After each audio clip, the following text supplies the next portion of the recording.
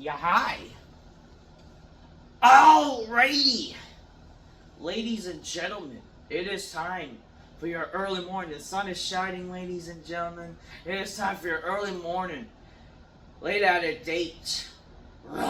Review. I wanted to do this review last night, but unfortunately I fell asleep. Yeah. Unfortunately, because the women main event, why would I want to do the review? Like, I guess, they're that much of bore fest. Again, I don't know why this show keeps... Okay, this is Cena's last Raw in his hometown. And yet, that Cena was not around the entire show. Like, why didn't we do what we... why didn't Cena become, like, a main part of the show? This is one of Cena's last appearances. And you didn't really do much to capitalize on his appearance to be on throughout the show. I don't get it. This should have been a more Cena-focused show. This and next week should have been Cena's more focused show. I don't know why we gotta freaking have time to showcase the women in the main event. Again, they don't draw.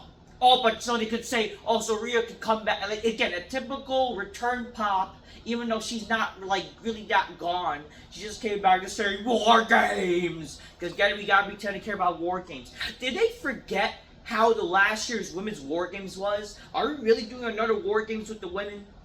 And great, we're gonna do WarGames again. I understand, it's already in the name, so we shouldn't be surprised that they're doing fucking WarGames, right?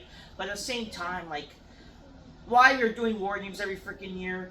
The way they're building to the WarGames matches this year has been honestly complete lackluster. So does WWE really need to do WarGames this year if we're honest with ourselves? Because if you look at it, both the men and the women's WarGames matches are not even like worthy to be WarGames. They're really not. Like the build compared to even the past like 2-3 years were much better for a WarGames match than like this year. For now, Cody Rhodes is involved with CM Punk and Jey Uso for God knows what. Not that first off, when I originally wanted WarGames to happen for the men, I was like looking the bigger picture. It'll be Rollins and Division along with, maybe Drew McIntyre and Brock Lesnar. And then it could be, yeah, sure, Cody will be in it. Like for the baby faces, he'll team up with maybe Punk and Roman. And Nate, Punk and Roman, and then eventually it could have been like maybe Randy Orton, and last but not least, John Cena, because his issue with Lesnar. I mean, they could still do that, even though I don't know how they're gonna do it now. Like right now, we're seeing so it's gonna be Division, which is Braun Breaker, Bronson Reed, and Logan Paul. They're going to be facing so far. So that's already now 3 versus 3. Are they going to do 4? Or I don't know. It looks like they're going to do 4 on 4 or 5 on 5. I'm not sure. But at the same time, like, I would assume, why not just do 5 on 5 if they can? Especially this is Cena's last, Survivor Series. You kind of need to have Cena in the WarGames match. Even though right now he's a certain champion. He's a certain type of champion now. You can still have, if you're going to have 2 world champions going to be in the WarGames, you might as well have Cena in the WarGames match with the IC champion. I'm just saying, So far for the babyface side, it'll be Cody, Punk, and Jey. So far I'm seeing Roman's going to definitely be in WarGames to be against Division. And if they add like McIntyre or whatever. In the other team. But if they add Lesnar also, I do see that where they need to have Cena. So that way already, Punk, Roman, Cena, Cody, Jey, they face, Division, McIntyre, Lesnar. Already that's a perfect way to have 5 on 5 Survivor Series. That way, if they're not going to do a Cena-Lesnar match to blow off their little thing from WrestlePalooza, because they can't just do nothing from what happened at WrestlePalooza. They can't just do nothing without it. You know what I mean? So like what? Did they intentionally bury Cena just because he probably showed up on McMahon's birthday? I don't know. But yeah, anyways. I don't know. But so far, I just think the booking of WarGames this year is not that exciting. And again, I'm like, first off, I'm not a fan of the WarGames. A match without the roof. I will give credit to AEW. I like how they had Blood and Guts, where their match has a roof, right? That's the advantage. But again, like the advantage also, like the idea of having an advantage. If you win an advantage, like what do you gain just because you get to have more your people in first? There should be an advantage, if anything, where the idea is your team could win anytime. But I would say it would make more sense if it's going to be a Survivor Series WarGames match. There should be eliminations in this match to make it exciting. Why not? And not only that, the advantage would be the idea is that any member of the opposite team that loses the advantage could be pinned, whatever, instead of waiting, let's say, the last moment of every man gets in the match, which I would do. Like, that's why I would do the pinfall, or the official match doesn't be given until everybody gets in the match, but then the advantage is any team could win if you win the advantage, or if it's a Survivor Series style, which I would love to see, a Survivor Series idea, eliminations can happen whenever. Well, unfortunately, they're not doing that. It's like, really, like, I feel like, why are they not even doing Survivor Series traditional elimination matches? Like, even though I'm not saying it's exciting as WarGames, why not keep tradition alive? Why are we not doing any more traditional matches? Like, do the women really need a freaking like? Obviously, there's gotta be stakes involved. If you're gonna do elimination, like there should be something for the future for the wrestlers winning. But again, at the same time, what's wrong with doing a traditional match? Do the women really need WarGames? Did we not see the botch-filled messes that what happened last year? But whatever. We had to see William Regal and all these people say WarGames, which is like, I don't get it. He said the thing. I don't know. It is what it is.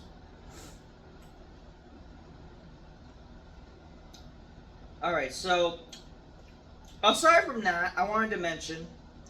So this was not the worst Raw of all time. So let's finally talk about Raw, right? This was not the worst Raw of all time. But didn't mean that this Raw was not boring and it didn't suck somewhat. For the first 30 minutes, the show actually felt like a wrestling show if you really think about it. Because, it had the chant. It had, I never hibernate, I'm never going to take a break from nation. But I don't mention that. You had Cena there. Even though, I will say what I don't like about, WWE shows nowadays, or just, I understand, this is a hometown, Cena saying goodbye. I just don't like that they're highlighting the show like a house show. Like, you're forgetting the people who are watching at home. You can't be making these shows based on the crowd or the city. You need to do something, because why the fuck would I care about freaking Boston, Massachusetts? Nobody cared about Boston until freaking they found out that Cena's from there. No one has ever fucking thought about Boston besides like the Red Sox and the freaking Celtics. No one's gonna fucking think of Boston like, yeah, I want to go to Boston. No. No one thought of that until freaking Cena was a wrestler. Let's be for real here. So, I don't know. The show started with Triple H, the game. I gotta waste time to blow myself. So, like, Triple H, this is where it comes to being a little egotistical with Triple H. So, Triple H, he came out talking about, everyone has an opinion.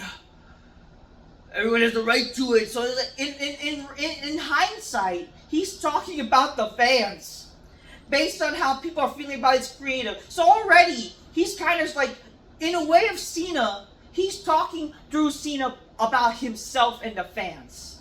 You can tell straight up that's what Triple H was doing. He was in hindsight talking about the fans through talking about Cena. That's what he was doing.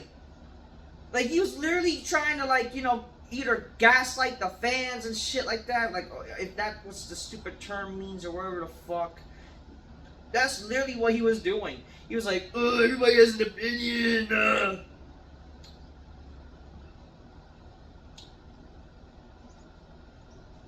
There's a landscape, but the one man who ever done, Yeah, the one man who changed the landscape and made people think of who is the greatest of all time.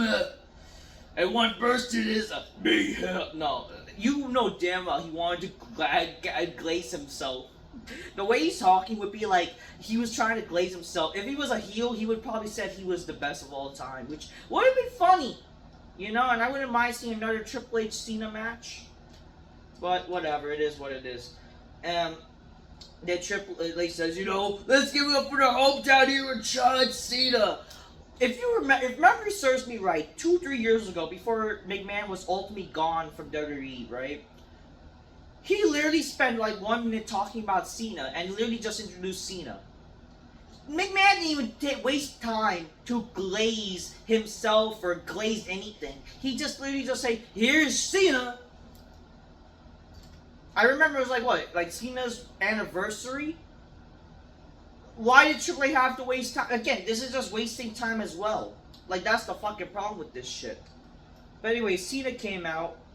Obviously, he's a little emotional and seeing the crowd, the fans are happy, you know. He's the example that, you know, you never know what you have till he's gone. He's leaving, unfortunately, type of deal.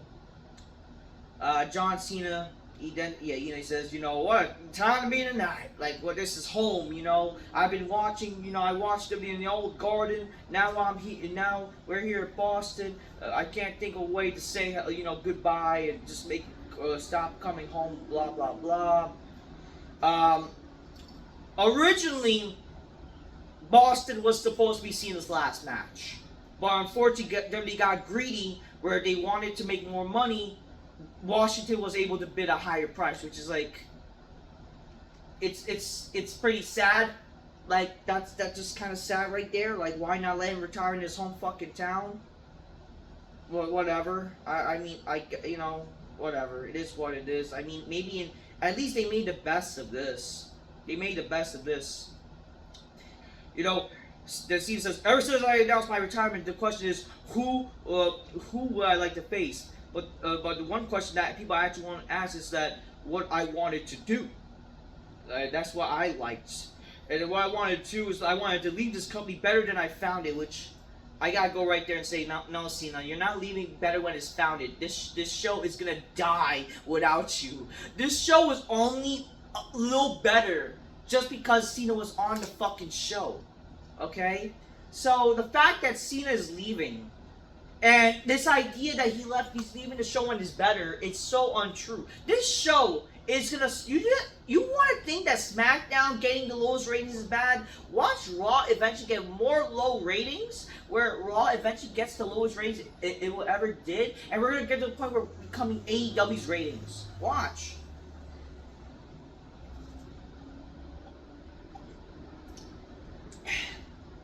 Grab your Coca-Cola, drink my UFC Spider to make the bitches go, oh shit, oh shit. Like, this show is gonna suffer big time without Cena. That's for sure. And now that Cena's going, like, I'm sorry, Cena, why are you lying to people? Like, and this is where, unfortunately, we gotta, like, talk about with Cena here. Like, as much as nowadays we are liking Cena, we cannot forget that John Cena is one of the reasons why wrestling kind of went downhill. We can't forget that. He's at fault with that. And that's something I will agree with Cody Rhodes in his stupid promo when they had their off with each other, what was it, a few weeks before WrestleMania last year, where they had their little confrontation. Cena is not going to leave this company better than he did. He's leaving it worse. But that's also because, let's be honest here, a lot of these wrestlers nowadays are just not entertaining. They just don't have the it factor. But that's the state of wrestling, unfortunately. So he says, you want to leave this company better than he did, and then he can't wait to see who's going to have the ruthless aggression and whatever. You know, it's going to be who's going to have the opportunity, who's going to take the mantle, and who's going to be the bright, you know, this company right here will host the exhibition of the brightest stars has to offer. So apparently, so he mentioned that apparently NXT will be facing WWE stars, which is like, why? So that's what you're doing with the show, aside from doing, apparently NXT is going to be on the show too, on Saturday Night Main Event. It's like, why? No one knows these people. Like, what are you doing? Saturday Night Main Event should be one of the biggest events you do. Aside from Cena's retirement, you should at least try to make it like a legit, great, big PLE, where maybe a big world title match of either titles on the line and shit. Heck, do Cody versus Roman again one more time in that show. That way people will guarantee to watch also. Freaking Punk versus Gunter maybe also. You know, make it the biggest show you can. I mean, when I mean Gunter, like if he's not going to face Cena, you know, something big for God's sakes. You can't just do Cena, the selling point is Cena's last match. And then you're going to proceed to do garbage. So you're really going to showcase NXT jobbers? Like, what are we doing? And I don't like that they're freaking bringing NXT people in this fucking tournament. Because no one knows who the fuck they are!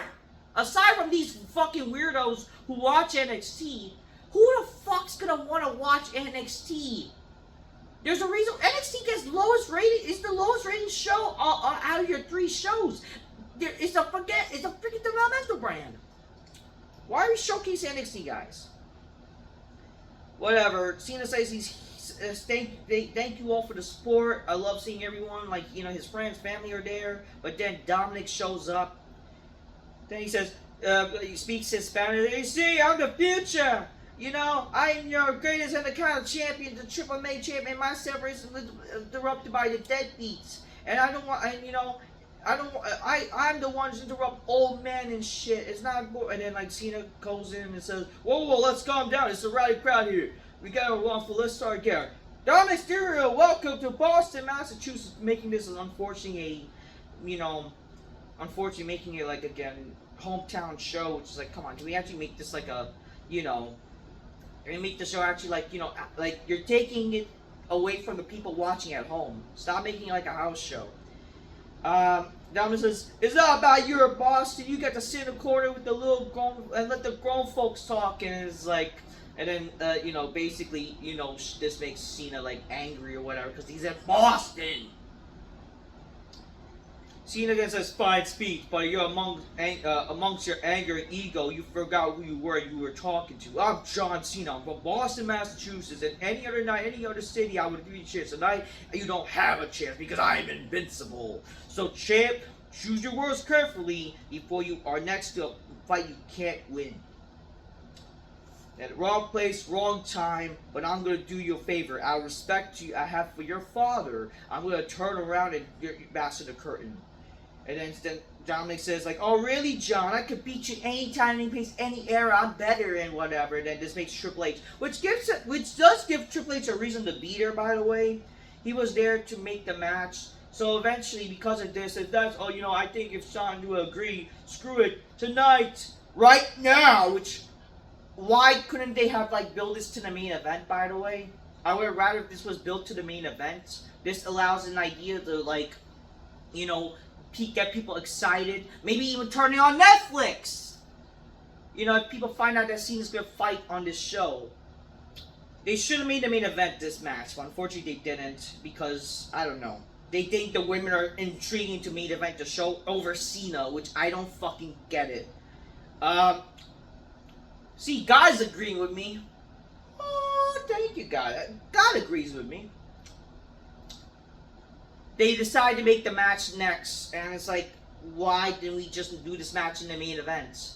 I mean, this even gives an idea where they don't necessarily have Cena win the title even, if they don't. This, like, they do something where it leads to even maybe next week's show or something.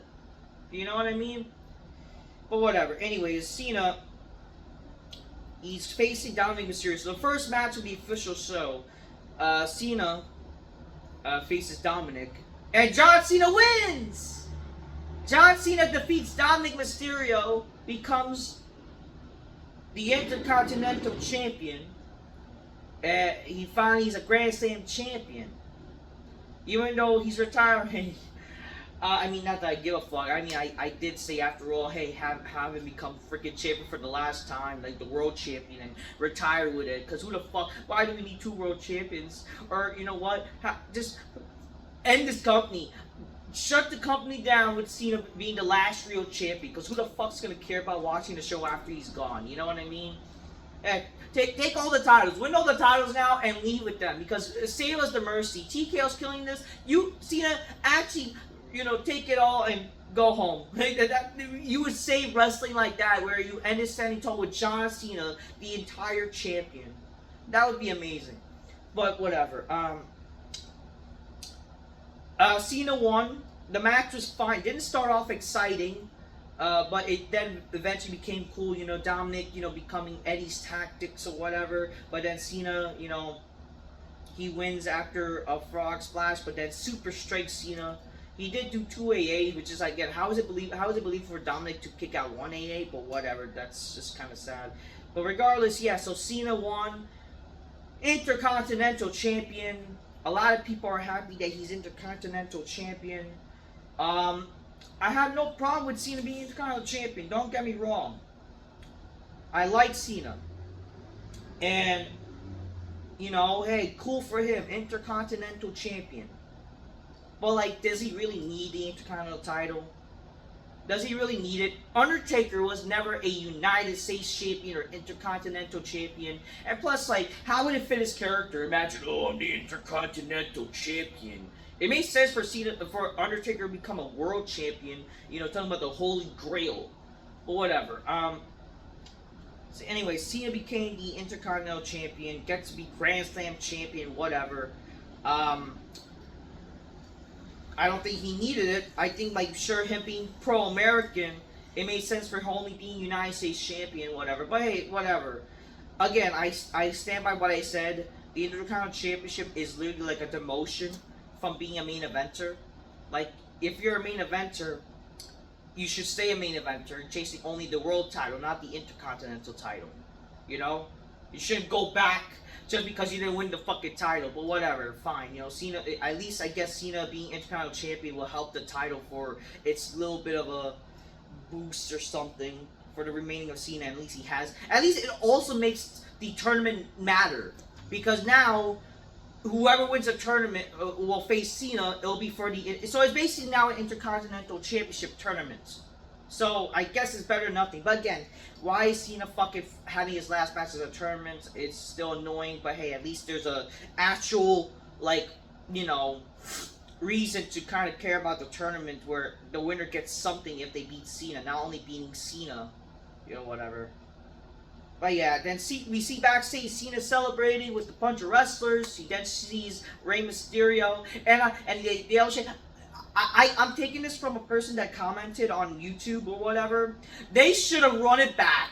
They should have had the main event, Cena versus Dominic versus Rey Mysterio. Rey Mysterio gets his revenge, and fucking have Rey beat freaking Cena for the fucking Intercontinental title in the main event, and then you could have the Best in the World return where Jericho shows up. I would have popped for that. They kind of do a throwback from 2011. They should have done that. Have freaking Rey Mysterio. You know what? I want my revenge. I want to face you for the Intercontinental title tonight.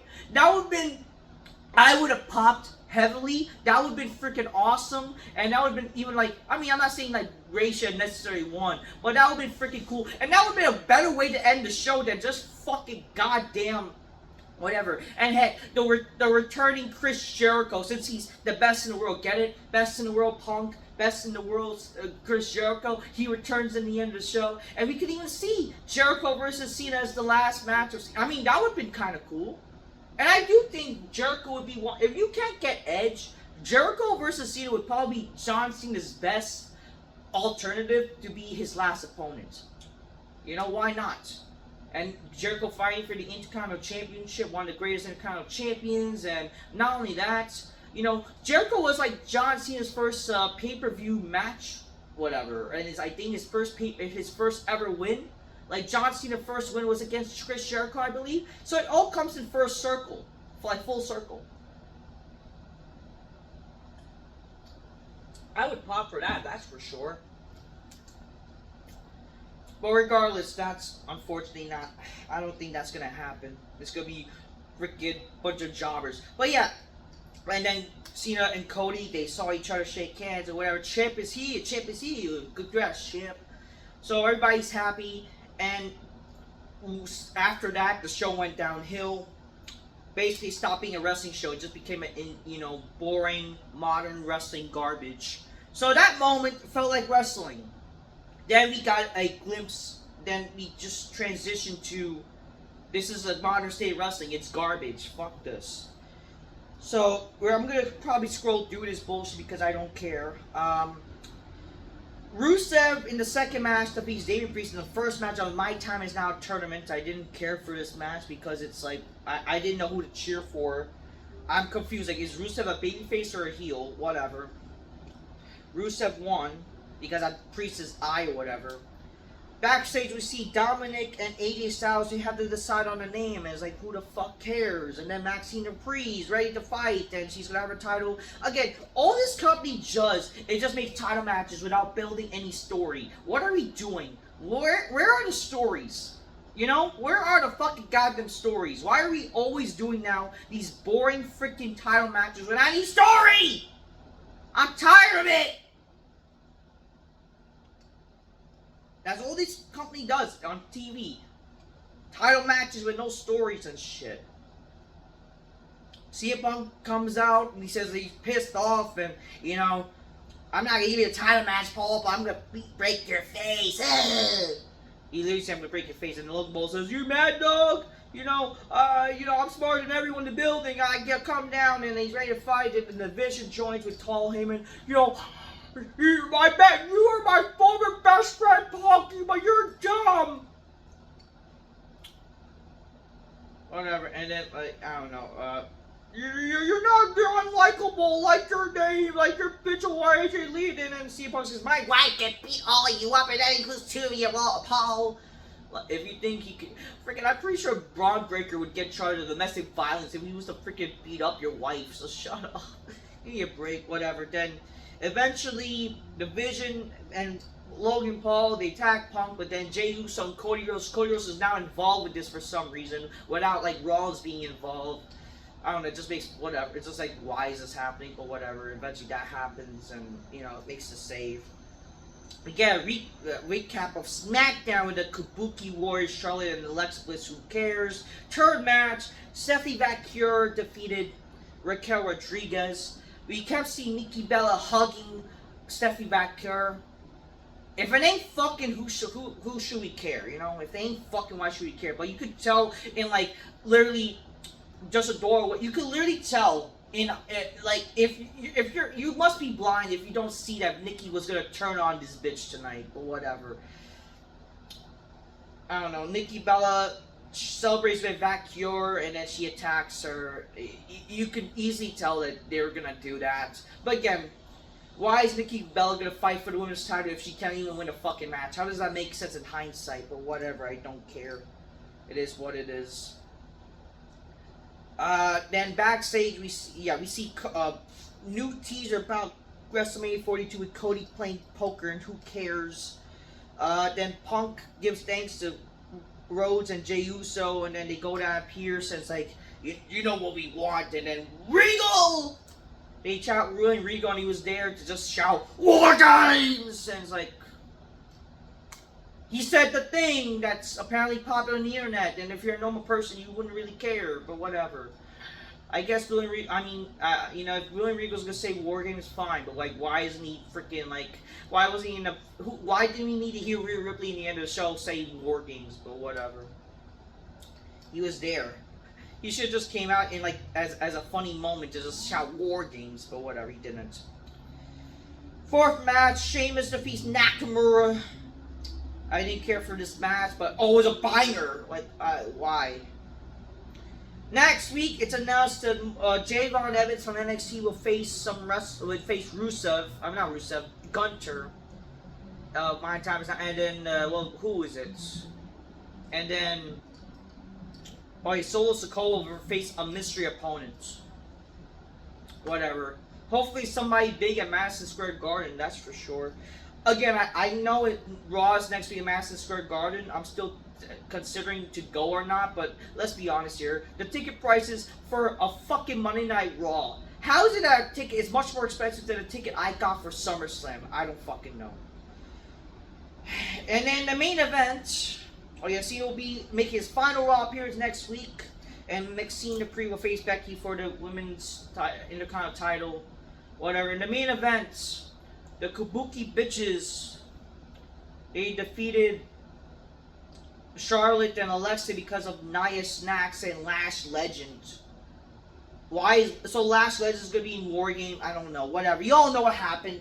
Io came out, then Rhea came out. WarGames, and that's how the end of the show. That's a much more important way to end the show. Are we kidding ourselves? I don't know. I already explained why the women shouldn't have a WarGames. Like, did we not see last year? Why not just do a traditional matchup? I don't know. But why was this the main event? But anyways, Cena becoming Intercontinental Champion, pretty cool. I don't know. We'll see what happened next week. But other than that, like, I guess the show wasn't the worst Raw of all time. That's the only positive. And yeah, it was cool seeing, Cena becoming Intercontinental Champion. The match was fun at the end of the day, even though it started a little, like, not really care-ish. But hey, the match was fine. God agrees with me. Yeah, the show just sucked, unfortunately. I'm just keeping it real. Get your games closed magnificently. Spider make the bitches go, oh shit, oh shit. And yeah, that's what I'm gonna say. I'm just keeping it real, motherfuckers. Until next time. Peace. Yeah, bye. Not the worst Raw of all time, but still kind of boring show, but wasn't the worst Raw, so that's a good thing.